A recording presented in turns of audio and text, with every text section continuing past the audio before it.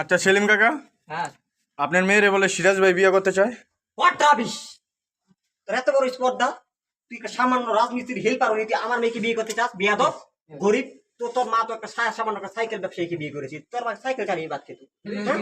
তুই আমার মেয়েকে বিয়ে করে আমার রাজকন্যাকে তুই বিয়ে করবি? তুই এত বড় বেয়াদব! নোংরামি বারবার বলবো, তুই তিন করে দেবো খাওয়ার কথা। রাজ্য মিস্ত্রি যুগালি কাজ করে দিকে তুই সামান্য একটা রাজনীতির হেল্পার, তুই 500 টাকা হাজিরা কাজ করে খাস। 500 টাকা হাজিরা কাজ করে খাস। আপনার মেয়েকে আপনি ঘরে কোনো খাম দিবে না কারোর সাথে বিয়ার সাথে দিবে? আমি আমার মেয়েকে একটা রাজপুতের সাথে বিয়ে দেবো। একটা নদীর ভাষায় দেবো, তো তখন ছেলের কাছে দেবো।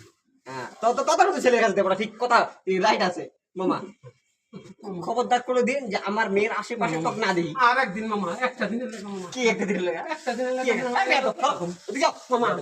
একটা দিন আপনার মেয়ের লগে কথা কম। এই বেয়াদব, কি করবেন মামা? মামা, কি দেবেন? একটা দিন আপনার লগে কথা কম, আপনার মেয়ের লগে একটা দিন। কত বড় বেয়াদব হতে পারে দেখছেন? কানা করছি মামা, আর কথা কম না, একদিন কথা কম।